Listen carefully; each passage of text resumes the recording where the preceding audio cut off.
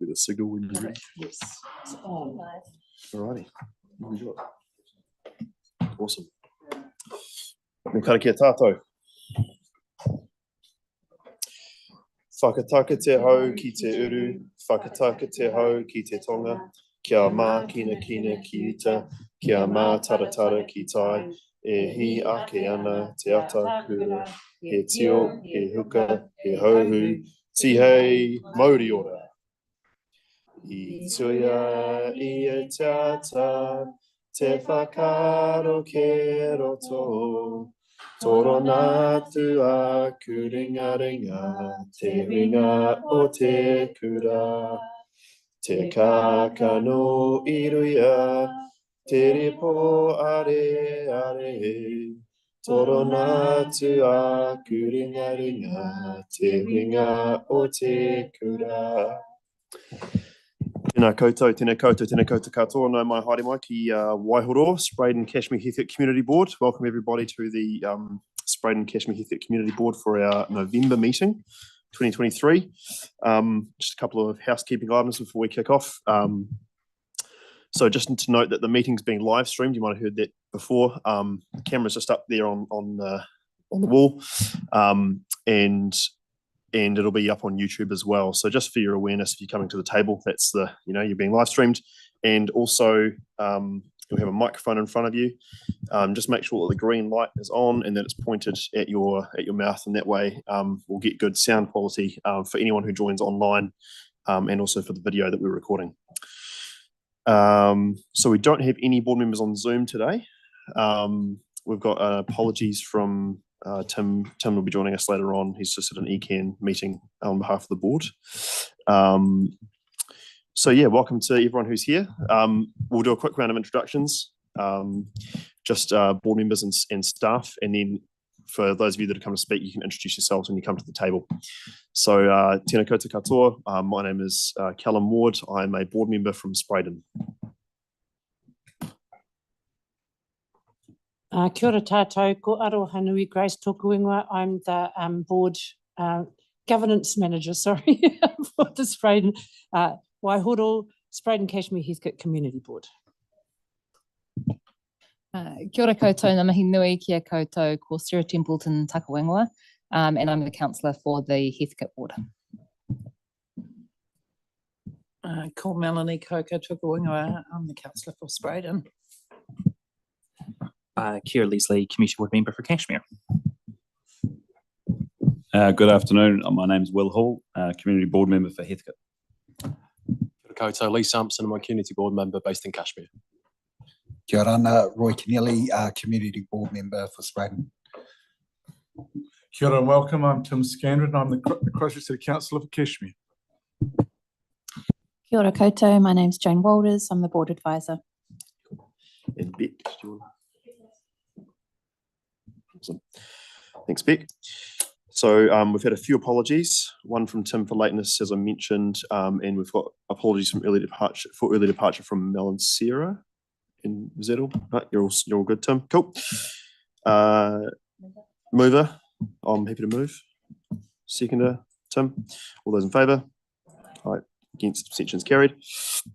Declarations of interest. No one's going to gain or lose anything from a decision we make here today, personally. Okay, yep. All right, thank you, Keir. Confirmation of previous minutes. I'm happy to move that. Tim? All those in favour?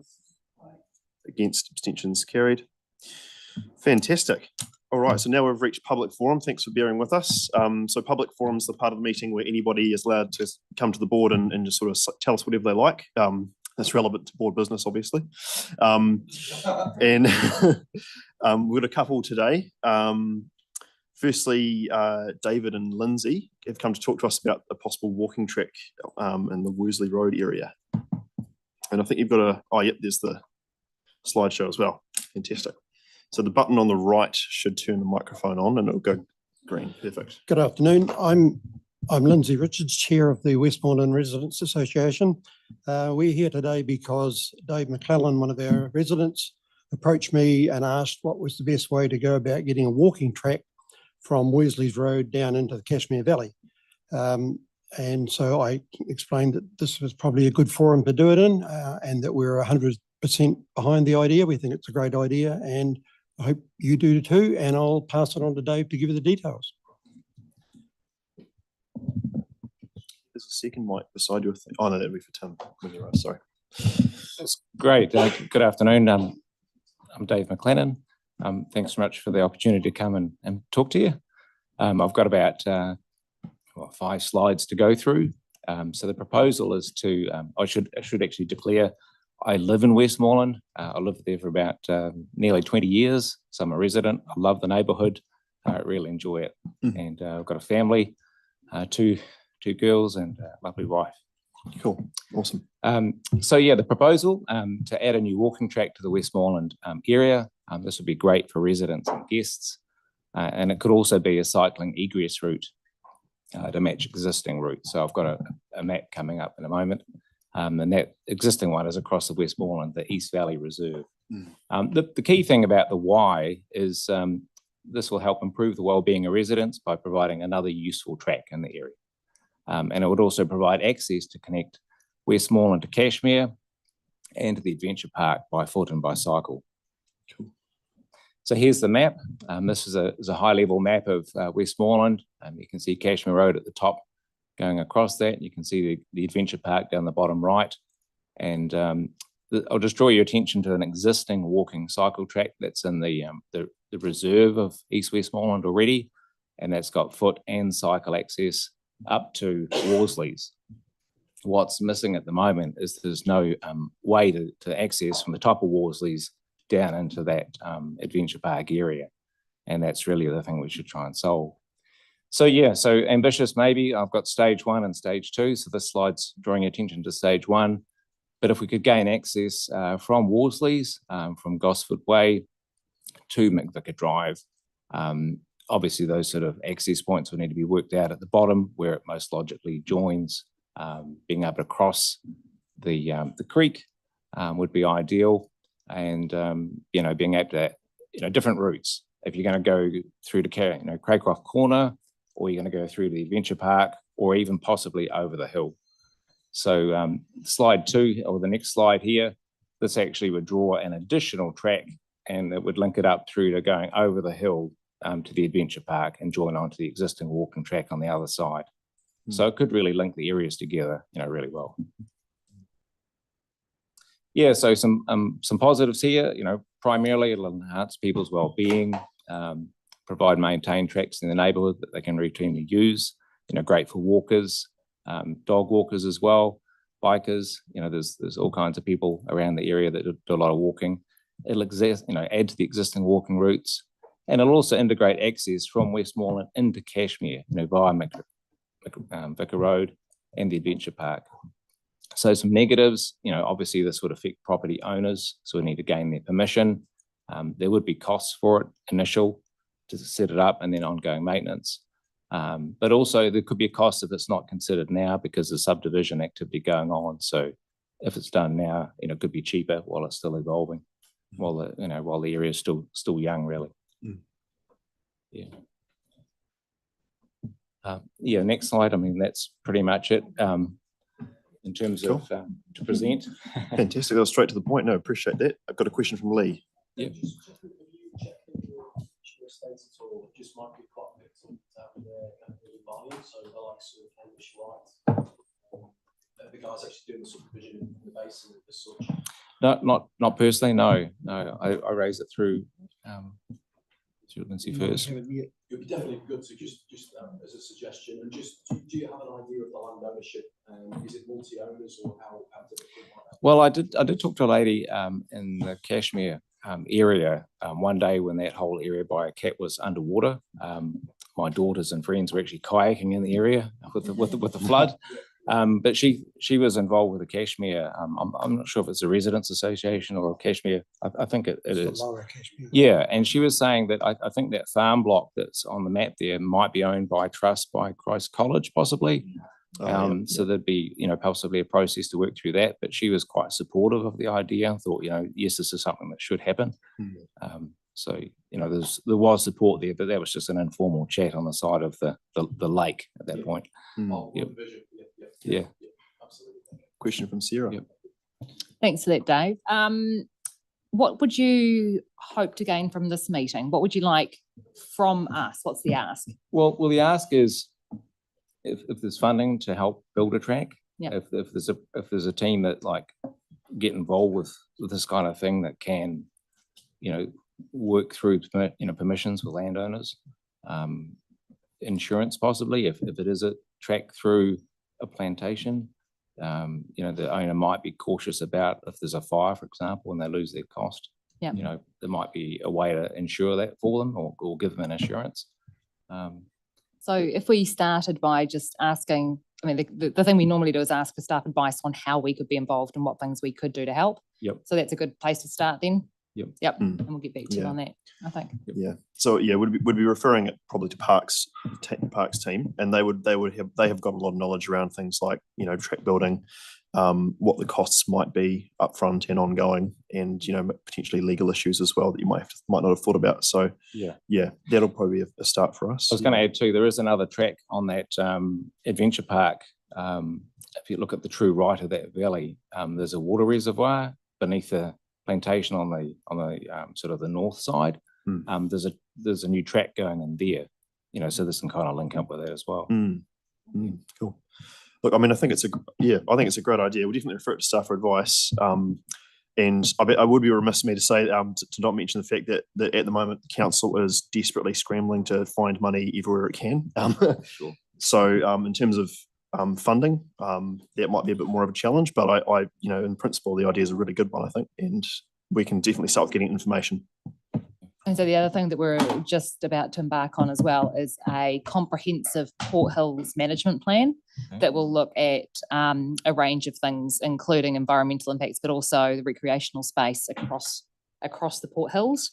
And so making sure you get involved in that as well would be really good. Yeah. Nice. Tim?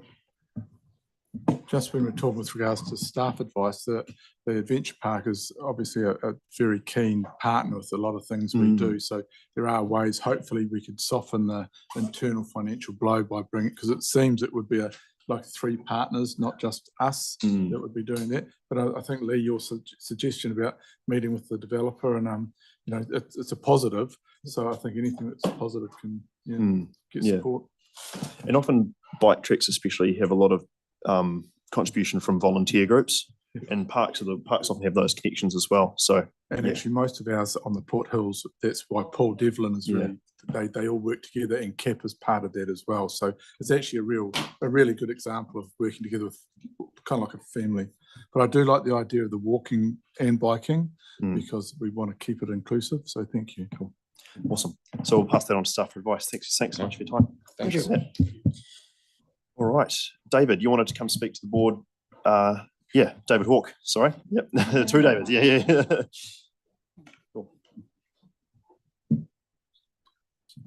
Yeah, okay, tēnā koutou, so I'm David Hawke. So normally I'm talking to you as Secretary of Hawthorne Residents Association, but I'm not today. We've newly moved to Cashmere Ward in this area. So welcome. Well, one of the funny things is that one of the reasons we moved is it's too expensive to live in Hallsville anymore. So we moved to Cashmere, and there was just quite irony in that. Don't tell too many people that, okay? But a sort of flippant thing as to why I'm here today is I suppose because my wife told me I should come. But the thing that really prompted it is that your last meeting, I believe, is that you had a presentation from Addington School about Addington Park. And what we saw when we sort of looked at the video of this was a bunch of kids absolutely petrified to be here. And I compare that with the scene almost exactly 3 years ago, September 2020, when this board went to Addington School. And I can't put this sort of thing up on the screen because we're live streaming it, but I was just looking at a picture here of some kids absolutely confident talking to the board. And parents likewise, so parents who would never come to this sort of venue, and there they were telling the board their particular concerns about the situation. So challenge, I guess, for you is to, it was a question, as to how you might get yourselves better out into your community. We've had numerous conversations, putting the Halswell Residents Association hat on, with our board about the same. And the thing that they come back with is resourcing issues. So I guess the challenge, well aware that there are 3 city councillors in this room at the moment, is actually to resource that getting out into the community. Because one of the things that we're seeing, and again, this is a Halswell sort of perspective, but we had a candidates meeting for the general election, and one of the questions we had is, well, how do you, as a candidate, where do you get your information from? And you might have thought that community board would be a good place, but they were saying, well, residents associations is where they get their contact from what's going on in the community. And, you know, it's not a threat or anything like that, but I mean, the board needs to be out there, and it shouldn't be residents associations that are the first point where people come to call. I'll leave it at that. Thank you, David. And you're sort of singing to the choir, at least for me. Preaching to the choir, that's the expression. Definitely, I really enjoyed getting out to the community when we were able to do that last term. I think one of the key things that's changed is since the COVID period, we've had a lot more audiovisual streaming, which is great for transparency in one way, but it does make moving locations a lot more expensive. But I think we should still look at that challenge for sure. Yeah. But questions from Sarah and Tim. Thanks, Dave. And completely agree. I think the question for you is it the formal board meetings that are kind of run like this and they have agenda items that are good to be in the community? Or is it the board members themselves actually being out in the community, in the community spaces? Because I know each of us gets out into the community to talk to, we go to residents association meetings, we go to markets, we are out there doing stuff. Is it that, or is it having formal meetings with agendas in the community? Yeah, I think it's, well, hopefully, as a community board, you're going out into the community anyway. Yeah. The formal meeting, I don't know whether I can do this, but the meeting that I'm talking about at Addington School was a formal meeting with an agenda up on the screen with a chair and all the rest of that. It was all done exactly as we're doing right now. Yeah. But you think those meetings absolutely more. So one of the things is that, just a bit of explanation, we have to advertise ahead of time where and what time our meetings are going to be, like legally. And if we only find out a week beforehand that someone's coming to do a presentation, we're not able to shift it. Does that make sense for that legal process and stuff? Yeah, I understand that. So we'd have to plan it and then invite people locally. Yeah. Again, going back to that 2020 situation, from what I understand, there was a certain amount of meeting together of the Board of Trustees chair of the school and I think it was the governance manager here. They were hand in glove. I wouldn't say conspiracy, that's too strong, but they were working together to make that happen. And a lot of these things, like the Addington Park one that you heard about last month, that could equally be, it could have been this month or it could have been next month. So it's not an urgent thing, and these things can be scheduled ahead. And so I don't think that legal requirement for agendas and so on is important, because you just get all your ducks up lined in a row. And, you know, so, okay, let's say it's the November meeting that these kids are going to come along. Well, they're all primed up and off they go. No, I agree. Like, I love going out into the community for these meetings. So, Got one last quick question from Tim. Is the live stream, because I'd far prefer to go out to, you know, like have a few here than one out in areas, so we get to know the areas as well, because obviously I don't know Sumner as well as Sarah. It's just the way it is. But would the live stream, if we didn't live stream it, but we held it live in a community, would that be the more important than the live stream? Because one of the requirements here, and one of the hassles now, is to set up the live stream, which is an absolute pain. And it's harder than people think because of the requirements. Yeah. I'm sorry, I got lost in that. Can you? Most simple is, if we went out to make it more effective for the live, as in the real, the physical, we wouldn't, would you see it as a disadvantage not streaming it? Oh, I see what you mean. So potentially pre-recording. Yeah. I think the live stream's really important. Yeah, I think it is. Because there's another part too. And if I think of in this particular case, the 2020 example, there were 2 kids in there and they absolutely shone in that situation. And they'll remember that for the rest of their lives. Whereas you think of these people here, what they'll remember is that they was petrified. And, you know, what do you want them to, what do you want people to remember is success. And I don't think, like, the live stream is, it is important. And I totally understand why it's being done. And, you know, the fact that we even knew about it was because it was live streamed. But I think what has to, I don't want to underestimate this, but particularly in a school setting, there is a lot of technology already set up to be able to actually go and plug in. And it's not, I don't think it's like turning up into, I don't know what would be an example. Oh, I know, just a community hall. So a community hall, you know, you just go and you're starting from square one every time. Whereas in a school hall, they've got all that sort of thing is actually pretty much already all primed up. And, you know, so they video, they do that routinely. They do big screeny things like you've got here, do that routinely. And so, like, I'm not minimizing the fact that it's staff time and all that sort of stuff, but I don't think it's that big a hurdle, quite honestly. Okay. Thanks for that, David. Appreciate your time. Okay, Cheers. Thank you. Cool. So now moving on to deputations by appointment. So this is the part of the meeting where people can come to speak to a report that the board's talking about in the agenda. And so we've got Emma and James. You guys have come to speak to us about the bus stop upgrades on Wilson's Road. Is that right? Cool. Do you guys want to come up to the table? And you've got there's a presentation on the screen. Fantastic.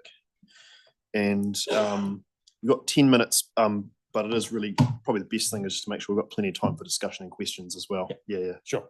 Cool. Well, so first of all, afternoon. Thank you for allowing us the opportunity to talk about the bus stop upgrades to Wilson's Road. I'm James. This is my wife Emma, and we live at 17 Wilson's Road, which is outside the current bus stop, which is referred to lovingly as 23430. And we really enjoy the bus stop being there, to be perfectly honest. We're frequent users of the bus into town and for various other things. And having been regular users of that bus stop, we see the huge need to improve the safety of, one, the bus being able to stop safely and not impede the carriageway, and specifically the cycleway, and also access people's ability to access the bus safely from the footpath. So yeah, fully supportive of the creation of a proper bus stop with no parking designations, even though that removes our off-street parking, which our visitors rely on. We have Border who relies on that off-street parking just to help sort of fill the gap in the bills for us. So we're happy to lose that off-street parking to gain that safety of the proper bus stop. But we do have a few concerns over the implementation of a shelter outside our property. Tell me when you want to change the slide. That's fine as it is. Hi. So as James has explained, the opposition really is just to that shelter itself. So our concerns would be also around sort of our safety and the safety of a few of our more vulnerable members that do live beside us. So we've got to our left a young couple that are expecting a baby. To the back we have a single father with a daughter who has learning disabilities, so she requires care. She often will kind of walk down the driveway by herself and they kind of have to go collect her. And then we also have on our other side an elderly couple, one who is bedbound, and just having like an actual shelter there does encourage non-bus users to sort of hang around a little bit more as well. So there's just a slight concern about, you know, having more people congregate outside quite a densely vulnerable sort of area. Because I mean, our daughter as well likes to play out the front because that's our only part of yard that we've got. So yeah, it's really just having possible non-bus users as well also congregating around if it's raining, just to shelter there and, you know, hang around the area. But yeah.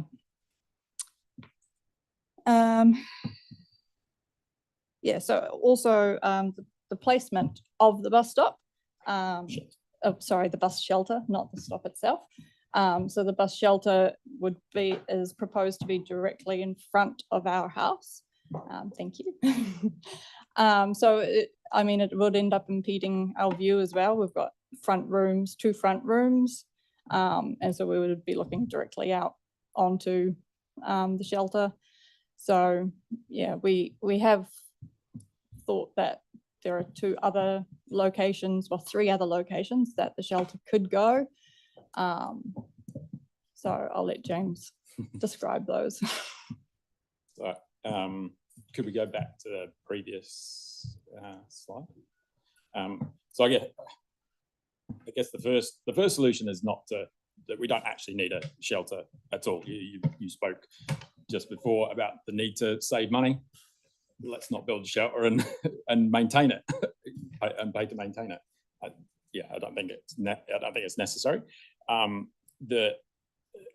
think the more beneficial location is as shown. It's the next stop, moving north along Wilson's Road. It is outside the medical centre, where I feel more people use the medical centre that would require shelter if they were using the bus to access the medical centre or the nearby pharmacy or New World, and those people would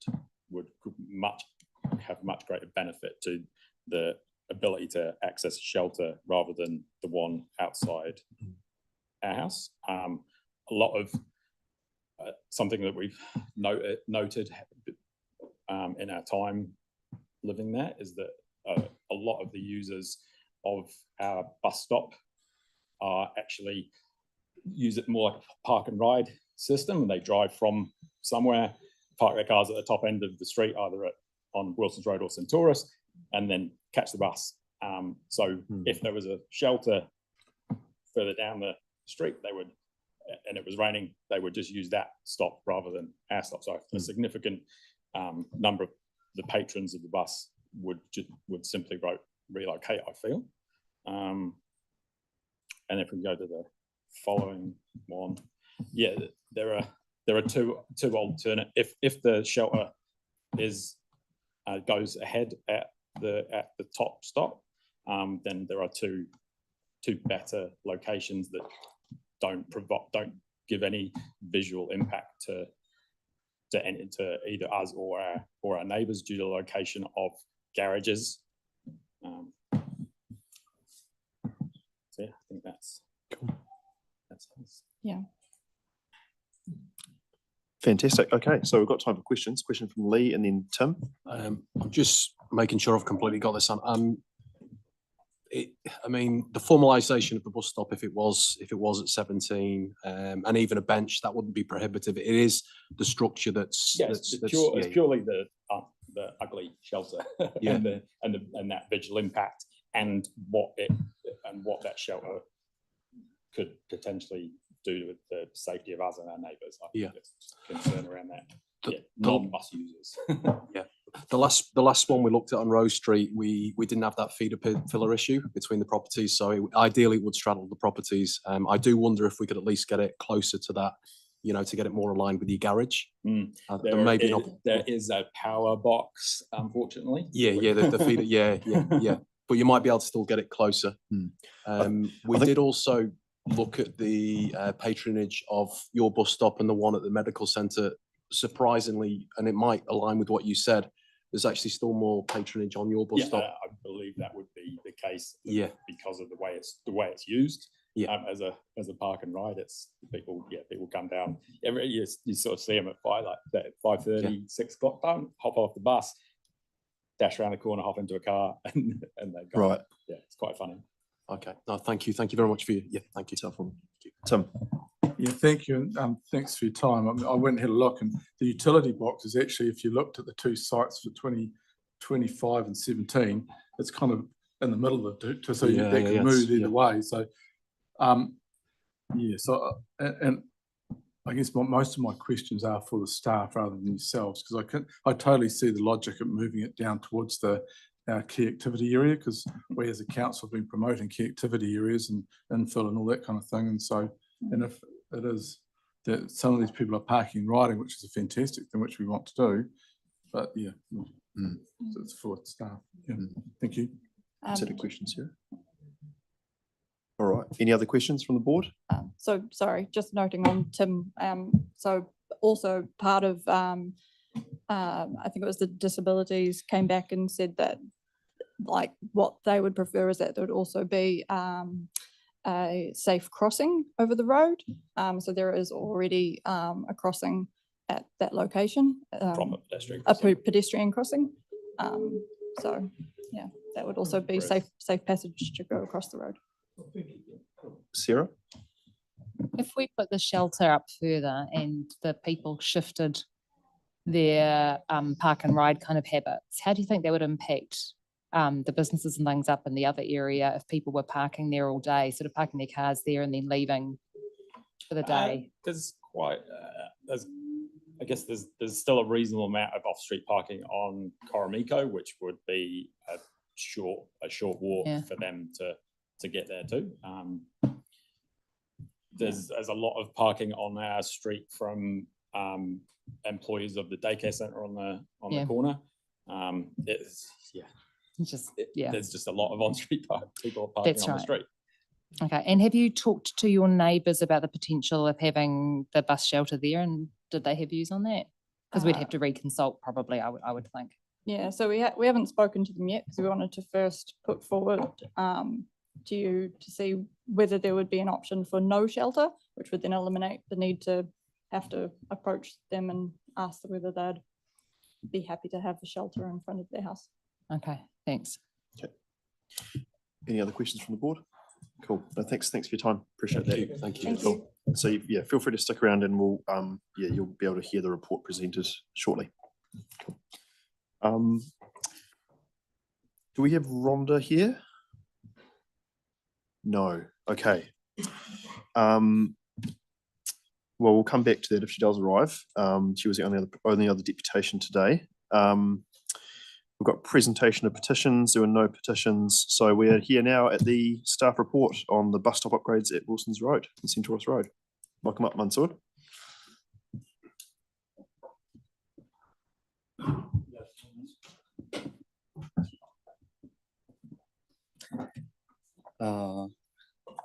Should I start with a brief introduction to the report first? Yeah, and you know, we've all read the report as well. So just, you know, going over the highlights, and I think saving lots of time for questions would be the way to go.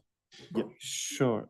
So the main reason for doing this upgrade is the multiple requests from bus operators saying that people's parks at the bus stop beside number 17 on Wilson's Road, and these prevent buses to stop parallel and closest to the curb, and we all will remember that how it could negatively affect the access, specifically for disabled people, even may result in them to get injured.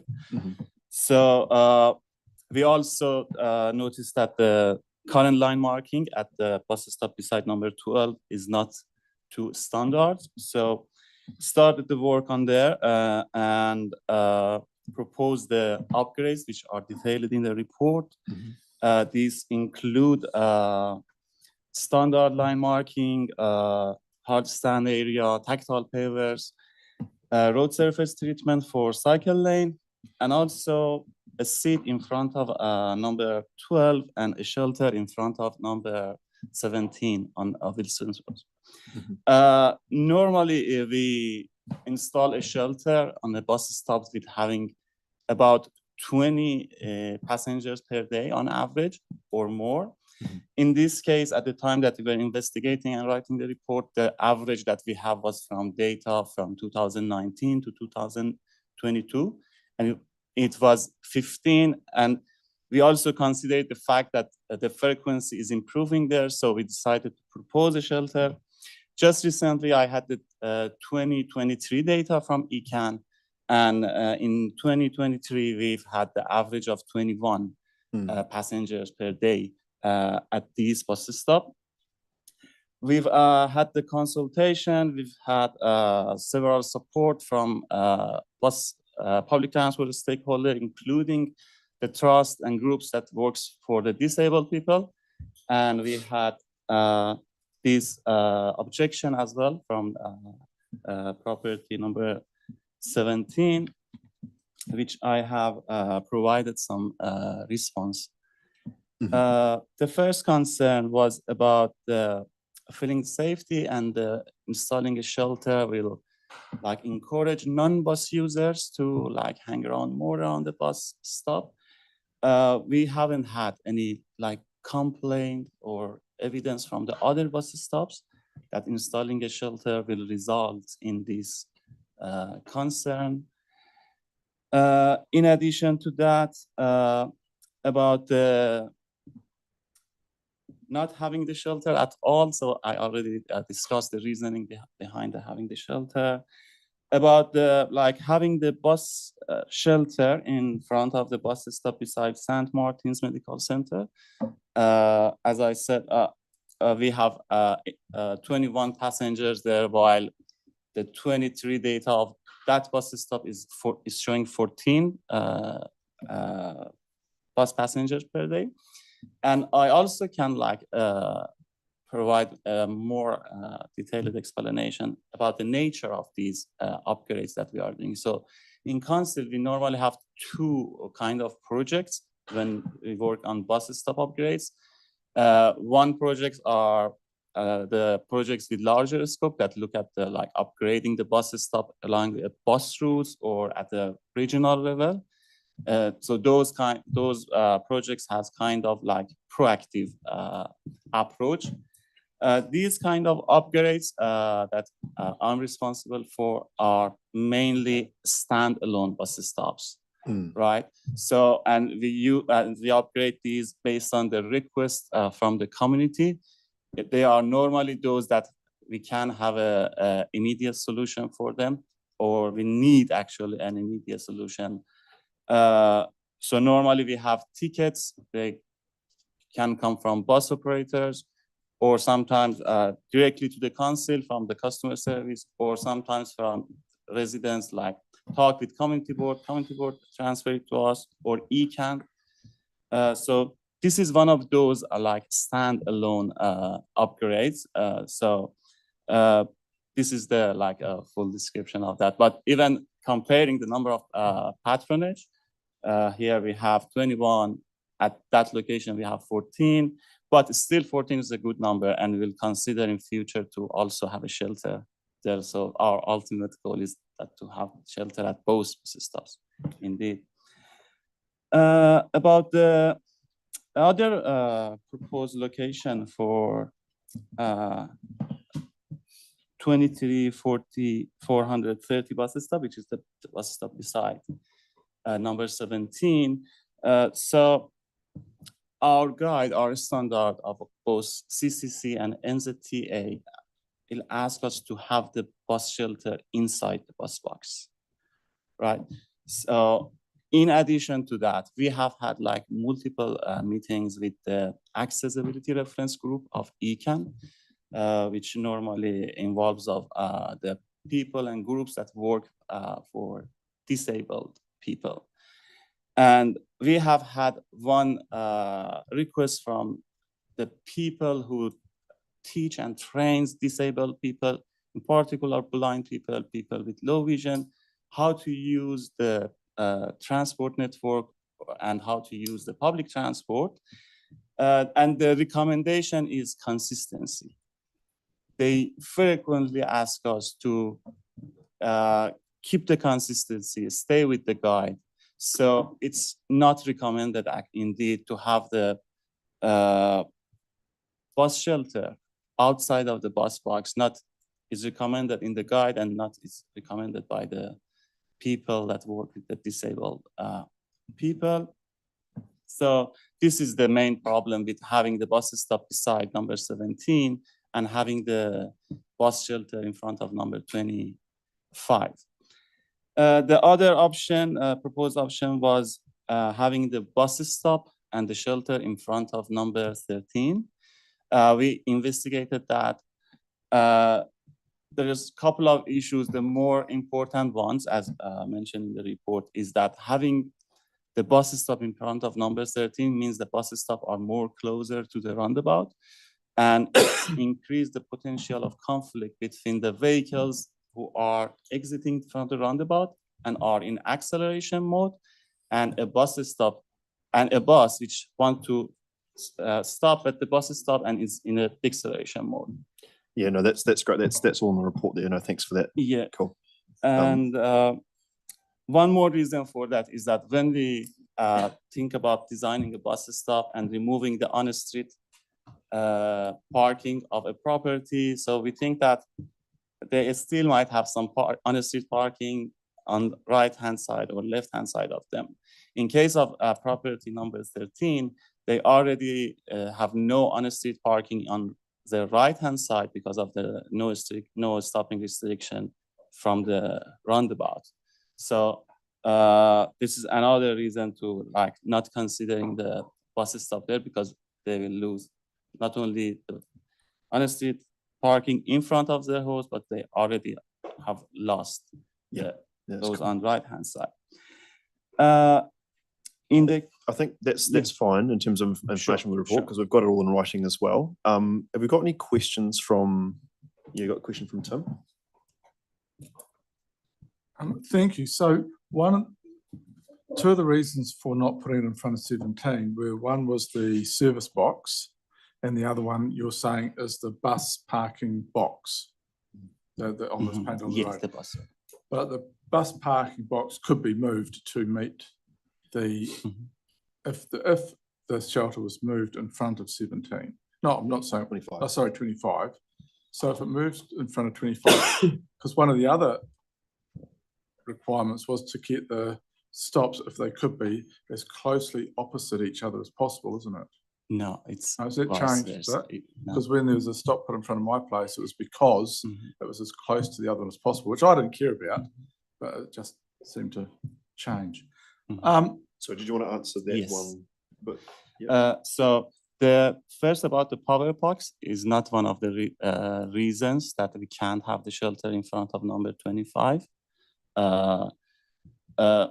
If I mentioned the power box in the report, is that I wanted to have a slight adjustment by slightly moving the shelter within the boundary of 17, but it's already have a 1 meter distance from the power box. So it's not the reason about having the shelter in front of 25. In case of moving the bus box, actually the bus boxes in a pair of buses shouldn't be parallel to each other. It's not recommended because it increased the potential of conflict between the vehicles who are crossing the bus. Here, even with the proposed plan, the bus boxes are partially parallel, but if we move the bus box in front of number 25, they become almost fully parallel to each other. That's why it's not feasible to do that. So what's going on? You had another question, Tim? Yeah, my computer's just died on me. With regard, so I can understand it being a problem in a skinny street, but Wilson's Road isn't skinny. So I just, but I guess moving on, the other one was being closer to the key activity area, which was the St Martin's New World and associated shops, and being in front of a medical centre, which I thought was quite logical. So why not? Because there's a seat obviously going to be in 17, whatever happens, but with regards to the medical centre, I thought that would have been, for the future planning, that would have been the one to go for. Definitely sure in future planning we'll consider that. Indeed, we'll have a PT future starting from next year that we will perhaps we will reduce this threshold of 20 that we have, and we'll install more shelters. But in the case of the proposed upgrades, as I said, it's been like a standalone upgrades, and actually it hasn't been like a comparison between those. But I agree that could be a very good location for the shelters, and like we will consider it in the future upgrades that we will consider. Yeah. Thank you. Yeah. Question, Sarah? Thanks so much. So if the board decided to ask you to look at putting the shelter, not moving the bus box, but just putting the shelter outside number 25, so shifting it in front of their garage instead, what would the process be for doing this? We'd have to shift the hard standing as well, but that's not a delegation anyway. But what would the process be at that point? So we need, so keeping the bus box at the proposed location and just moving the shelter. Just moving the shelter. I know it wouldn't be recommended because they wouldn't be in the same place, but if we decided to ask, what would the process then be? So at least we need to reconsult with that property. Yeah. This is what can I think of at the moment, but it might be like more concern in front of 25. If so, it'd be just on, just maybe overlapping, just on the other side of the power box. Yeah. Yeah, and we also may need more hard stand area, because the shelter will just like will interrupt the current sidewalk. So we need to turn the grass berm more into the hard stand area so that people can walk still. So we'd have the reconsulting. So we'd have to reconsult with number 25. Yes. We'd have additional cost for the hard standing. Yes. And then if 25 objected, they've got a permeable fence, if you like, and they might not want to see the whole thing rather than just seeing the river roof. Then you would bring a report back to the board. Yes. And say, make a choice between these two. They both object. Yes. Okay. That would. Thanks. I definitely appreciate the point about the not having two bus stops exactly on opposite sides of the road as a guideline. But those kind of things are guidelines rather than rules for a reason. It's because we have to sometimes make trade-offs, and different streets are different. And as Tim said, it's an incredibly wide street as well. So to me, my intuition is that it shouldn't be a huge barrier.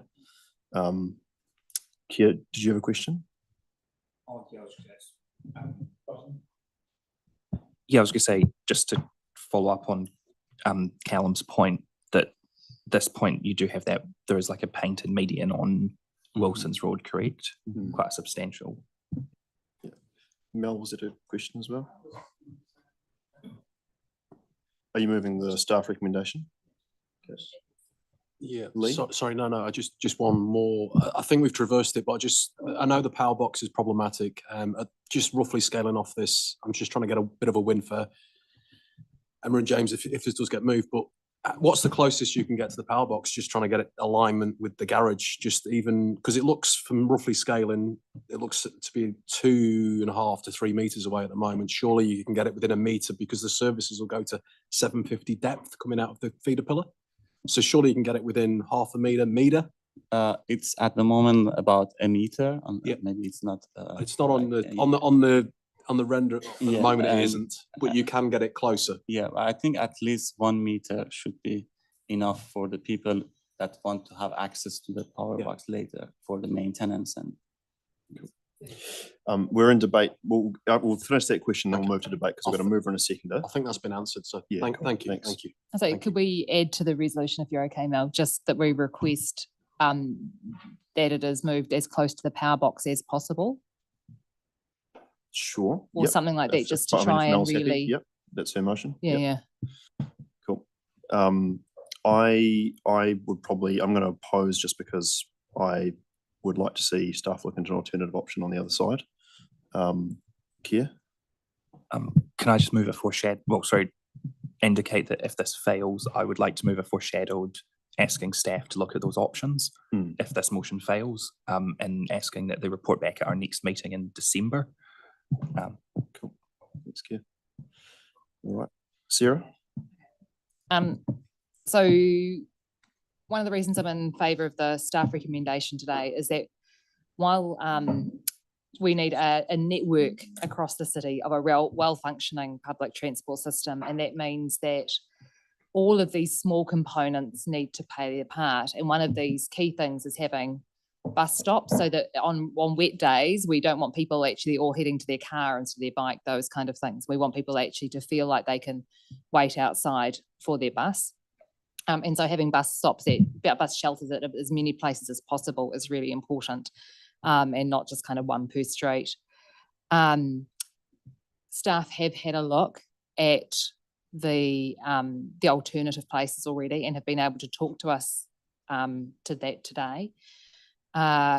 There's additional cost in both going out and reconsulting, and I don't think it's possible to just bring it back at the next meeting, because a new report would need a proper consultation process would need to be had.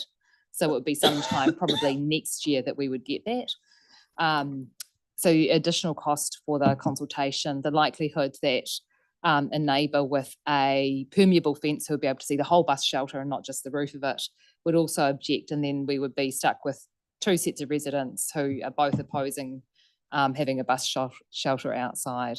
I think wouldn't make the decision any easier or give us any more clarity. I think that the illustrations probably don't do it justice, and that moving the shelter as close as possible to that box is going to give very little view of the bus shelter. And all the time I've been involved on council, I have never had issues raised with me and about people hanging around bus shelters, especially in areas where people are just walking through. Sometimes at key activity centres, people will hang around a bit, or in shops and things, but not generally just outside people's places on the benches and shelters and things. I'm happy to go with this today. I think getting this in as soon as possible as part of this project is a really good idea, and I would prefer us not to just kick the can down the road and send staff out for work that is just going to come back to us with pretty much the same result. Thanks. Thanks, Sarah. Tim? Yeah, I'll be as succinct as I can. But we look at the key activity areas. We've spent a lot of time on this as a city, looking at our future. I just think that if we're going to put bus shelters in, which cost money, I think the better idea would be to get it as close to the key activity area, and if it's in front of a medical centre, even better. I think it could have better use. So I think that I would prefer that this be discussed a bit more with us before it goes out again, because a fair comment, if it's not 17, 25 could argue the same point. But the fact is that they've got a garage in front of theirs, 17 hasn't. So there are some slight nuances there. But if we're looking at the future for our city and we're trying to save some money, the key activity areas are places that we have focused on with regards to infill, etc. So I just think it would be a more logical place to put a bus shelter, because the bus stop with the seat will be in front of 17, no matter what. But the shelter should be closer to the key activity area and in front of a medical centre. I think is a really good one, especially if it's a rainy day and you've got kids, etc., and you've got to visit the doctor. Mel? Like if we want to encourage people to use public transport, we want infrastructure at each bus stop that is going to encourage people to take the bus. And I would like to think that in the long term, every single bus stop has a bus shelter. So I think arguments for putting it elsewhere in another completely different location are probably quite weak. I also was quite sold on the idea of consistent approach for people who are blind or have low vision. If we think about the last bus stop we talked about in Sumner, it's people like that who really, really need public transport, and they need to have a consistent design so they can use that infrastructure and take the bus so they can get somewhere like everyone else. So to me, this is just quite straightforward. Right, anyone else? I'm going to oppose and I'll support the foreshadowed motion if it fails. I think, obviously I'm a huge supporter of an improved bus network. I'm hoping that this stand will be here for decades to come, and I think it's worth spending maybe a few extra months putting it in the right spot with the community, the knowledge that we've been given by the local residents about how the area is used. I think that as a board we should heed that information as well. So yeah, that's all I've got to say. All those in favour? Go hands up. I think that's passed. All right.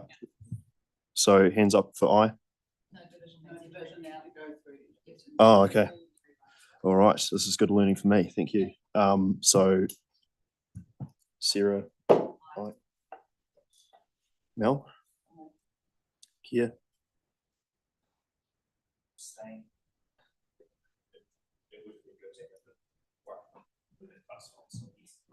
Tim. Oh.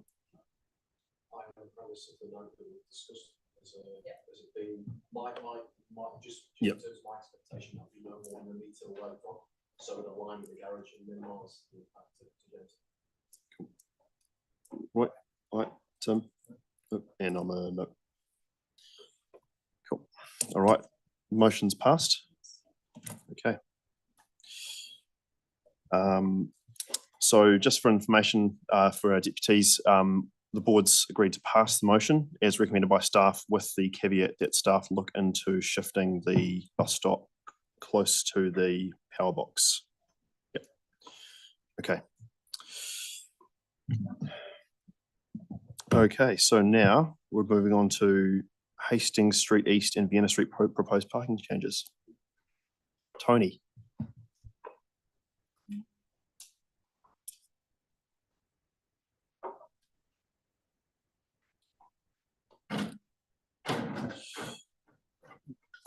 Now, we did have a deputation who didn't arrive today, but yeah.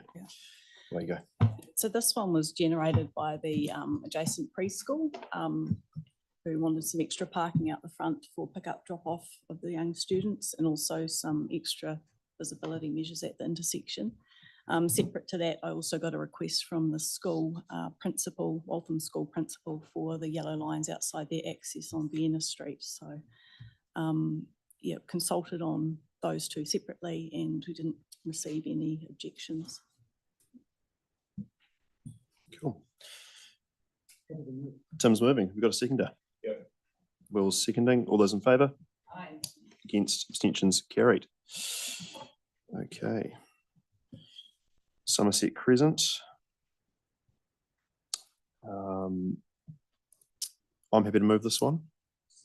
Kia's going to second. All those in favour? Against, abstentions carried. Carefully place.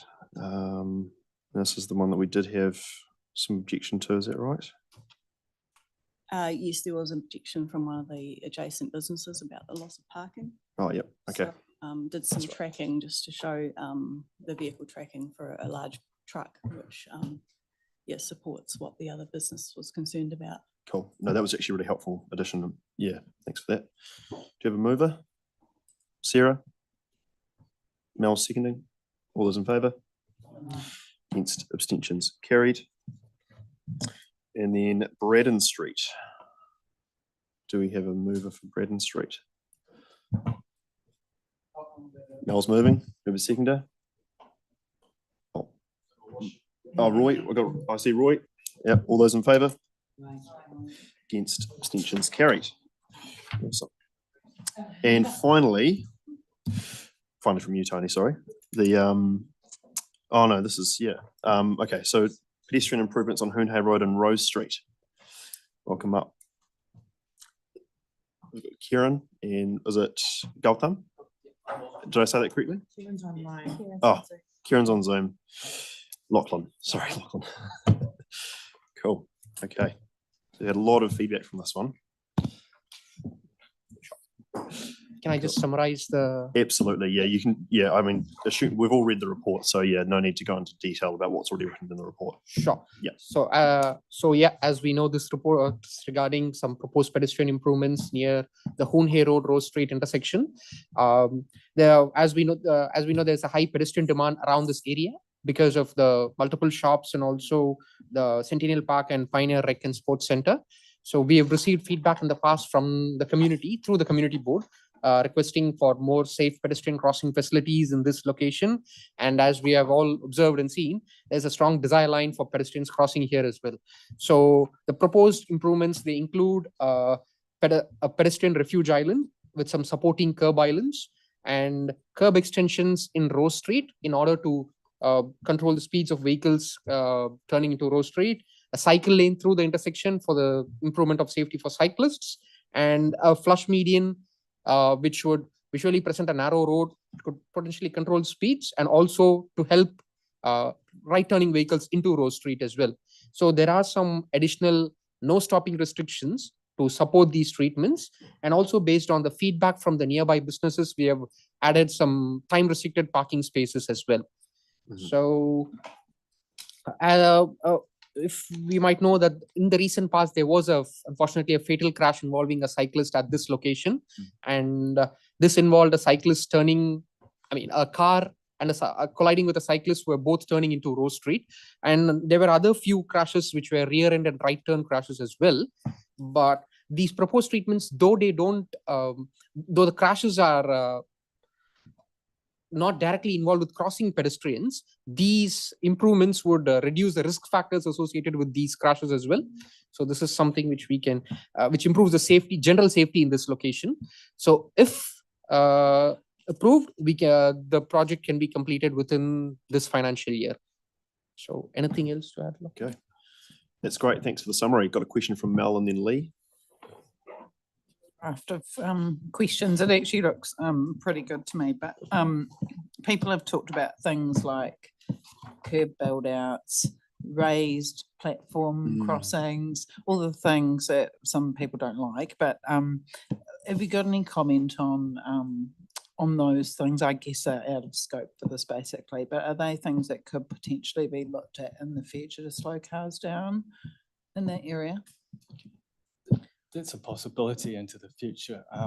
As you know, as an organisation, we're working through speed management, so citywide. Hunay will be looked at. Hunay Road will be looked at some stage, or within that remit.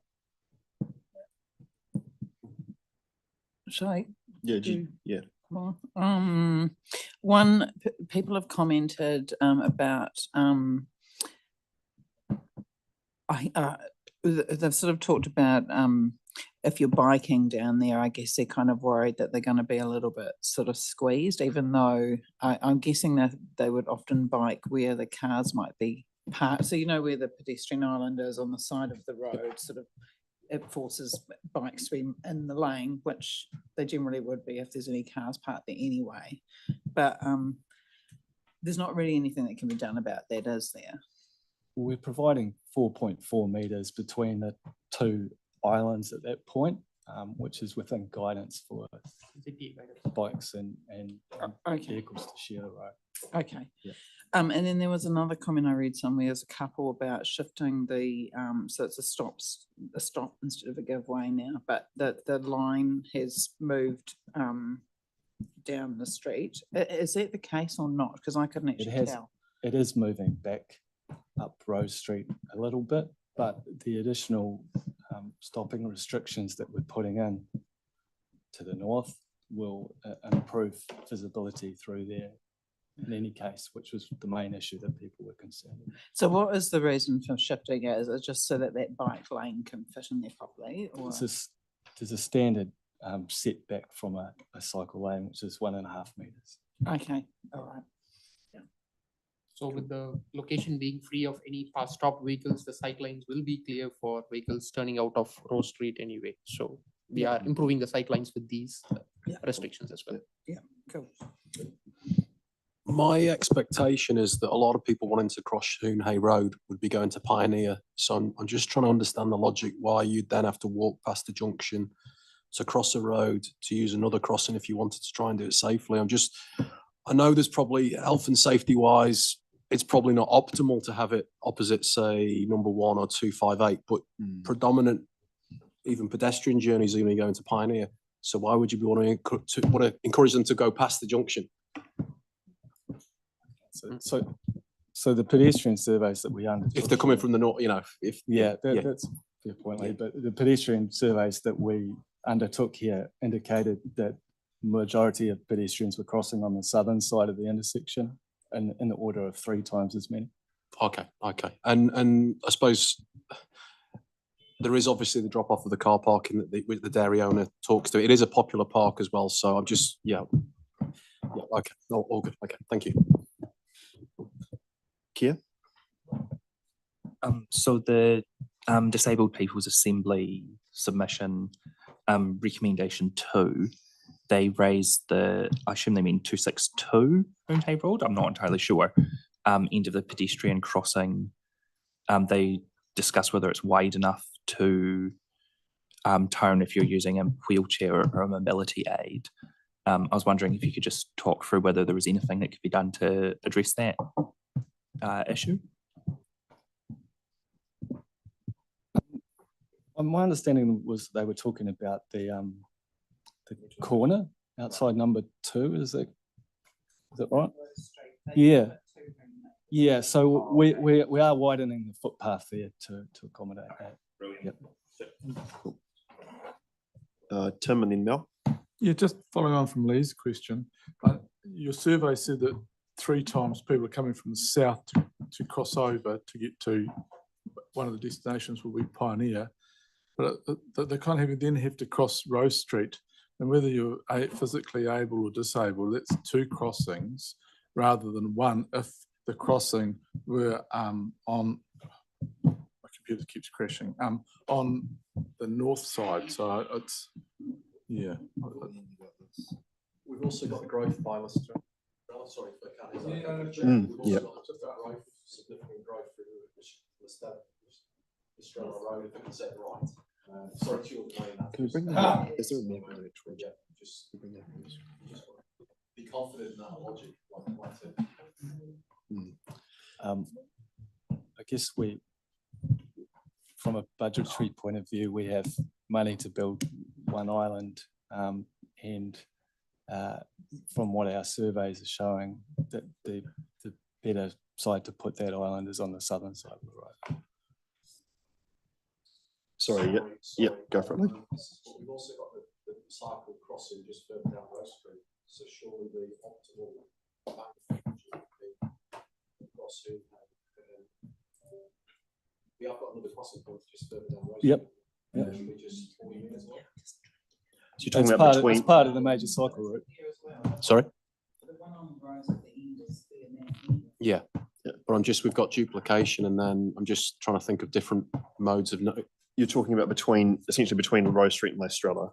We've got the Quarryman's cycleway crossing as well, just a little bit further on. Yeah, just 20-30 meters on. So I'm just thinking the other mode that you're not covering is, and I actually thought that would be, in earnest, I really thought that would be the place where people would want to cross. Mel? Sorry, 2 questions. I'll go back to that in a second. The first one is the flush median. A lot of people have talked about why can't there be like a right turning arrow so cars can move into there? Because not every driver is confident about moving into a flush median before they turn. Often they sit still in the middle of the road. So you're going to comment around that? We don't have the width currently in the road to accommodate a full right turn base. So this could anyway provide close to the same result. So at this location, we felt with the existing geometry, we thought this would work. Okay, and then the other one, like they've said, I had thought it would go on the other side of Rose Street as well, so further to the north, the crossing. But I wondered when I assumed when I was reading this that one of the reasons for not putting it between like Listrella and Rose is actually because if you're crossing there, especially on the bit to get from the middle of the road over towards Pioneer, you've got cars would be coming this way. You've got more traffic to be looking for, and so encouraging people to cross at that point is probably more dangerous, I would have thought, than the location you put it in anyway. Is that true, or you haven't looked at that? I think it's a fair point. That for people turning right out of there, they're concentrating on traffic in both directions primarily. And so having a pedestrians crossing at that point adds something else to the mix that they might not be expecting. Right. Any other questions? So it's just the additional risk of the pedestrians crossing between two intersections. So, and the ease of accommodating the refuge island as well. So, and also based on the survey. So multiple reasons which favored this side of Rose Street to be the preferred location. Okay, do we have a mover? Mel? Seconder? Roy? All those in favour? All right. Sure. Yep. Proximity of two crossings. Yeah. So you want that noted? Cool. All right. So thank you very much. We'll pass that. Thank you. Appreciate your time. Okay. Should we have a 5-minute break? Cool. Adjourning for 5 minutes. Starting back at past.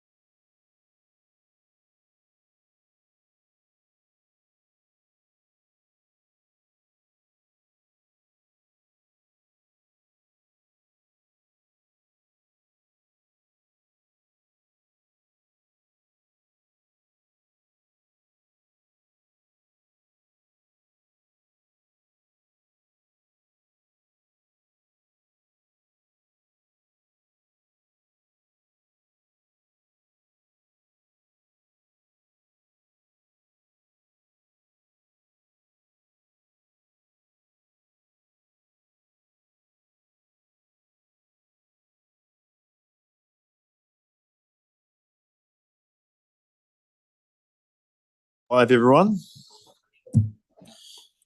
And we're into the DRFs.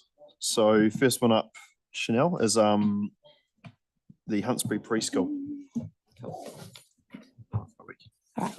Kia ora ana everybody. Huntsbury Preschool Incorporated. They're a preschool that's been in operation for 42 years out of the Huntsbury Community Centre.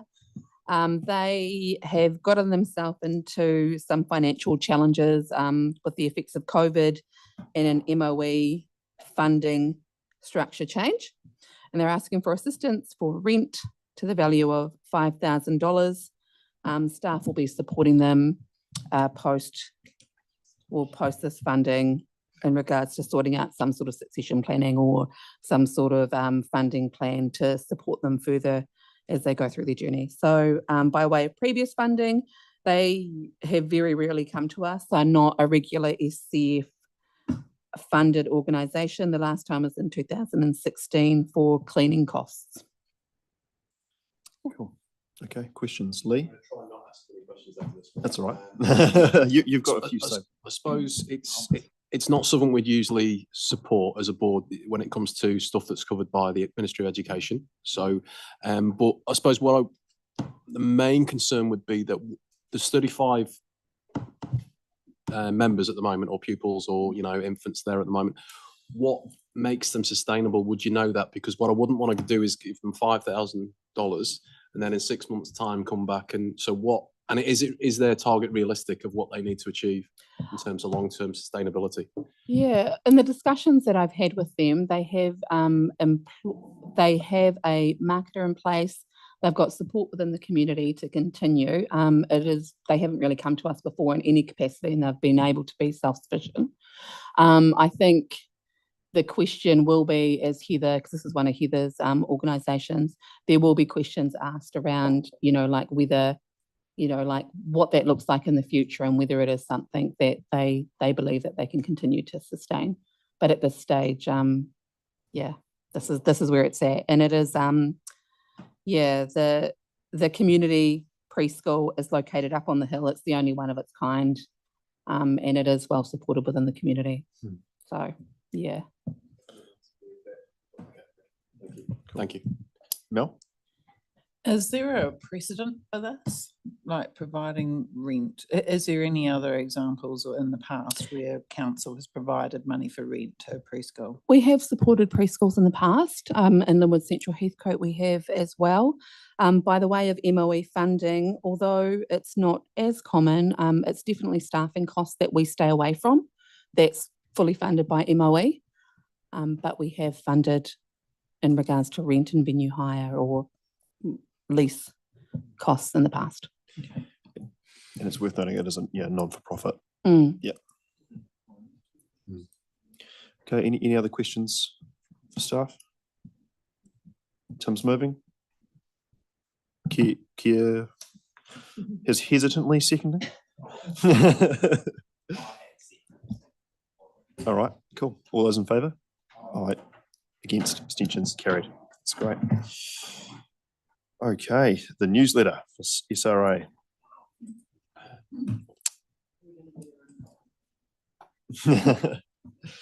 Cool.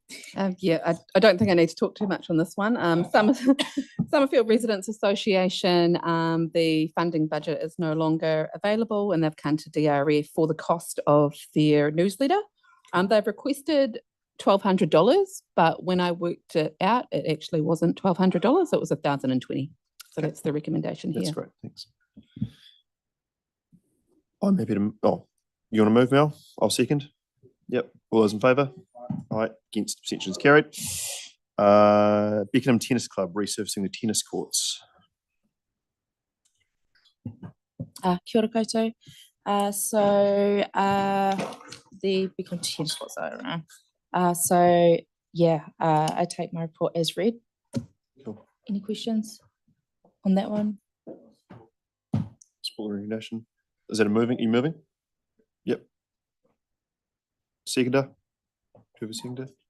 You looking puzzled, Mel? Have you got questions?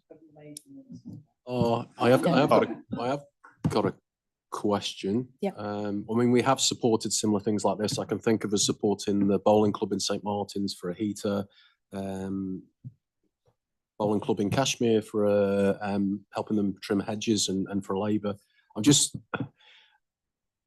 yeah, we have supported other organisations.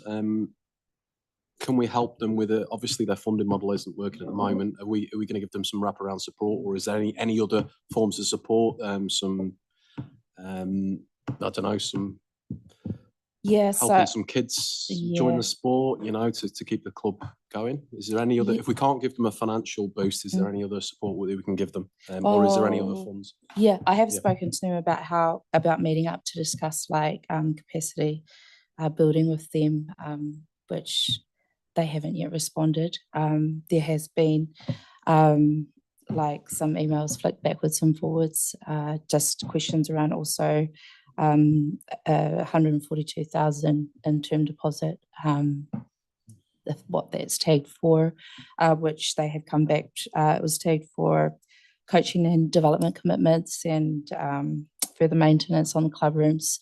They are requesting $20,000, but the total cost is $47,000. So yeah, that's where they've come through for that as well.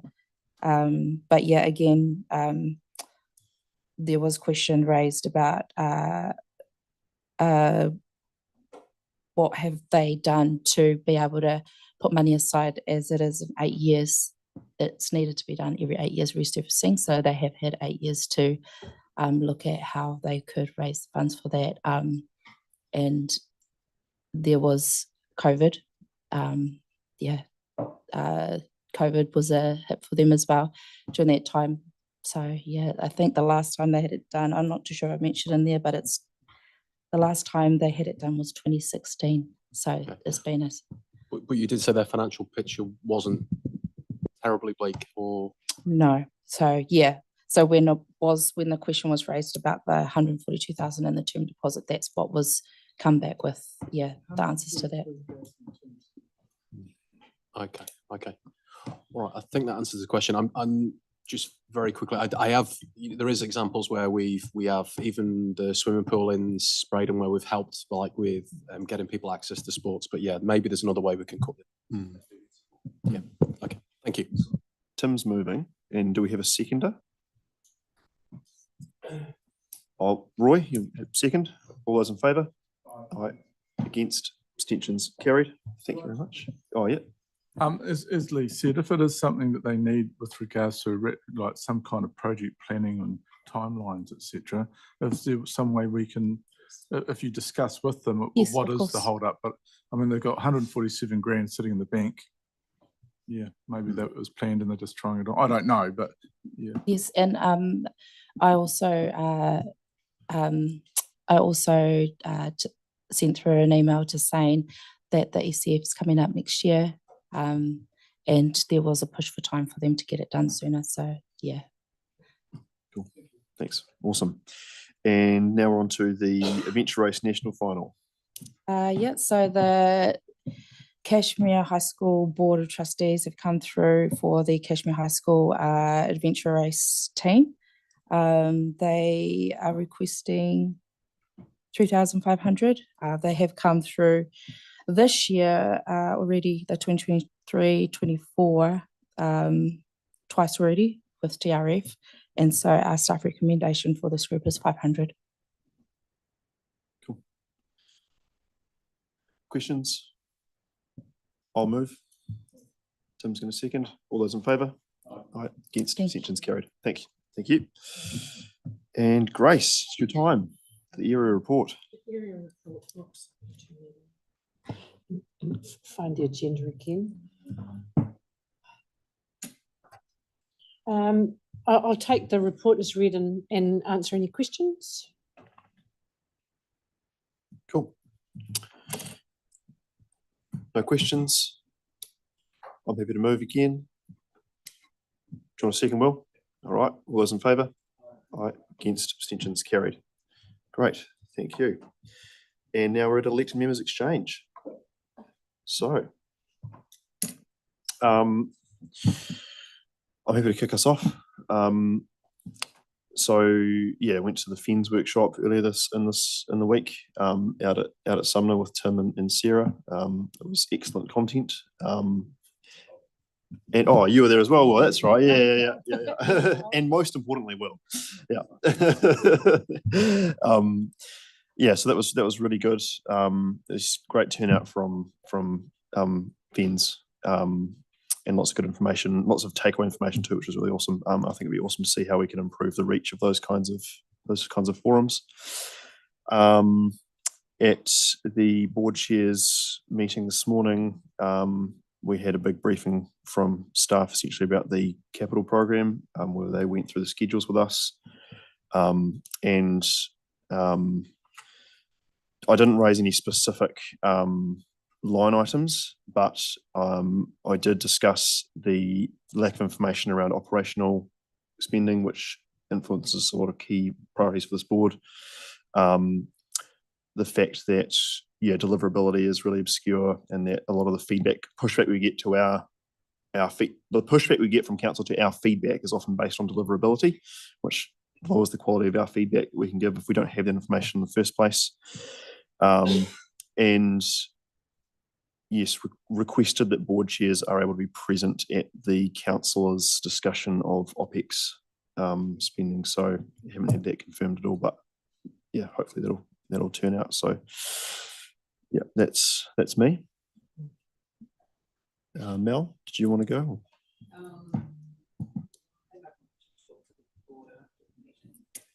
And things going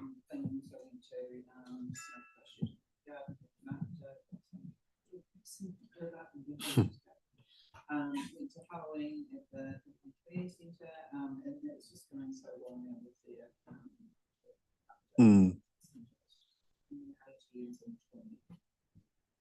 sorry, their AGM's on the 21st of November, the Tuesday.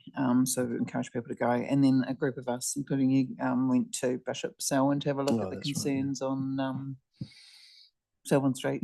Yeah. And that's all I can think of. But yeah, there is one thing for later.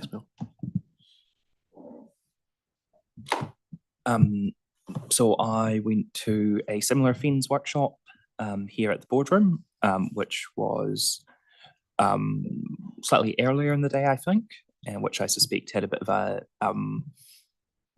the people who were able to come along mid-afternoon were perhaps a slightly different crowd than the ones that would come along to early evening event. I thought it was really good, and I just think it would be great if we could. I thought Paul Devlin was brilliant actually, and did a really good job of kind of talking through residents about some of the stuff to do with the reserves land on the hills, which was really good because that was one of the things that came up.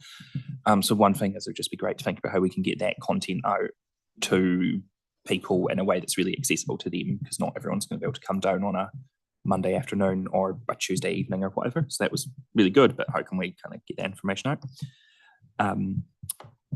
The Summerfield Resident Association AGM is on Monday at 7:30. As they explained, they weren't able to get a printed newsletter out. Hopefully there'll be a good turnout, and I hope to see many other board members joining me for that meeting. And the final thing was I see that there's a report going to council about the Transport Choices programme, and I note that Waka Kotahi is not signing any funding agreements for that programme at the moment. And I was wondering if the board, through the chair, could perhaps write to Waka Kotahi and CC in perhaps some local elected representatives, saying that we really value projects like the Simeon Street upgrade. It would be great to see funding for that confirmed, if that's something people are happy for us to do. Thank you. Right, I spent from 10 o'clock this morning till about 3:30 at an ECAN workshop on getting feedback on feedback that they've had in relation to their long-term plan. It was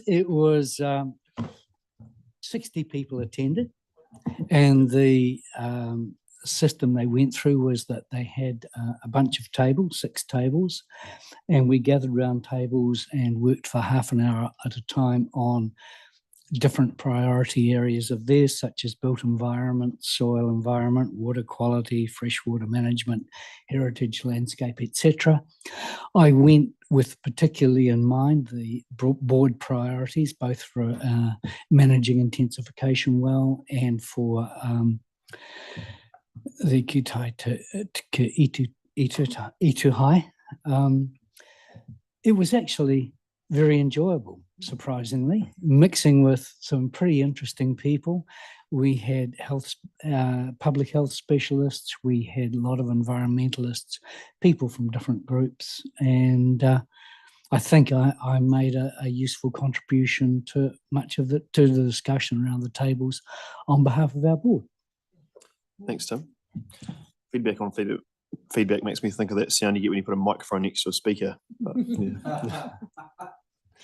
Well, yeah, just reiterate what everyone said about the FENS workshop. On a personal level, found it very informative and good to see a few people there too. The big one for me, the take home for me, was that access and getting the fire trucks up and around the hills as being an issue, not just for the remoteness and the residential build up, but also just the amount of things in the way now, and in particular that parking, and just to be vigilant of that, and could be something to look at going forward. And also had a lovely time at the Reckless Association putting on the Halloween for the kids as well down there. They do a great job, and it was it was cool. Thanks, Will. Yeah, also attended a Halloween event for Summerfield Residents Association. You had students also taking photos. So I think Julie Tobel got probably 60, 70 photos of local kids. But it's actually quite a good model of having events, you know, at like Hoonhay, and it's a safe environment, and just, you know, and you've got obviously good numbers. So I also attended, I don't know if people have heard of the concept of sponge cities. It's about green corridors and how we adapt to climate change largely, but I attended an event workshop last week, just talking about the need for more green corridors as we're going to have drier but wetter, we're going to have drier climate, but when it rains, it's going to rain a lot. So projectively, so just the need for now to be, in terms of really planning ahead, and how we have to be really pragmatic about spending at the moment, because we've got some big hurdles ahead of us. But we looked at some really good examples of green corridors around the Avon River, and how it kind of brings capital spend and it brings investment. So it's not just a one-sided element, but so there is a research paper that I think it is actually worth reading. So that's Sponge Cities. And finally, I did have a constituent ask me about Cashmere Road roundabout, so the Cashmere Colombo roundabout, just see if we've got an update from staff on that. So I don't know if we could just, we've not heard anything for a long time, so just checking that's still on the radar, or if we can have an update. So, okay, thank you. Thanks, Lee. Yeah, just a couple of updates. Tomorrow is Rowley Reunions, Rowley School's 50th reunion. Starting off with a mihi whakatau at 1:30, so you're all welcome to come along to that. And then there's, on the Saturday, is a fun day for the community, which starts at 11 till 2 down at the school. Tai wanted to make sure you got the official invite to the Hoonhay Fiesta from me. So he apologises that you didn't get an email sent out. He wanted to do it through me. So that's next Thursday, 4:30 to 7:30. More than welcome to come down and spend your money. Absolutely. We've actually bumped the briefing earlier in the day slightly, so we should be able to make time for that. Well, that'd be good. Yeah, I think I'm going to be doing that opening. So yeah. Thanks, Roy. Tim. I went to the shops, the Cashmere shops, about a week ago or so, or whenever it was. Just there had been works planned to be right in front of the Colombo Street shops by the Cashmere roundabout, which they were freaking out about over November and December. that's not going to happen now. They've shifted it to the new year because for community shops, that November, December is absolutely crucial. It seems to have got through the message to our traffic guys because they said they would never have allowed the traffic management plan that was presented to the shops by the company and staff. They would never have allowed it anyway because they know that November, December is crucial for community shops. But the project managers don't seem to get it. So I've had a meeting with them, so they've shifted it, but that's kind of EL2. I said, but that gap's got to be closed because it's not just in our ward. It's happened in St. Thomas Road shops, and it just keeps happening, and we're shooting ourselves in the foot because I turned up there and all the shop owners, you can't underestimate the pressure they're under economically, etc. So but that's sorted. The other one was Pedratic Rise, the development across the road from that. They had said that the operative district plan had said that the roads couldn't meet at the roundabout, at the intersection. So it was 100 metres down, which was absolutely stupid. The developers said, well, when they first came to council, they said actually that would be the logical thing to do. So that's happening at the moment. So hopefully that can come back here and it will be successful. And when I know more, I will inform you all. So that's actually looking really good because if that is the case, then that will be a proper intersection and cycleways, etc. will have to be designed properly through that, which would be really good. Just saying.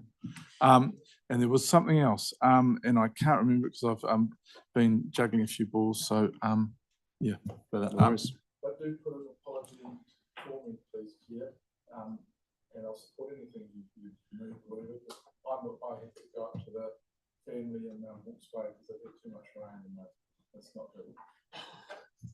But carry that.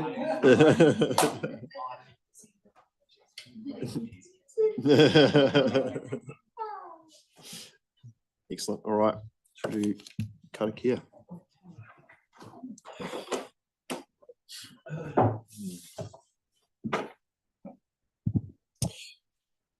Unuhia, unuhia, unuhia ki te uru tapu nui, kia wātia, kia mama, te ngākau, te tinana, te wairoa I te ara takata, koiara e rongo, whakairea aki ki runga, kia tina, tina, huie tai hie. Thanks all. And we offline? Not yet. Just let me get there.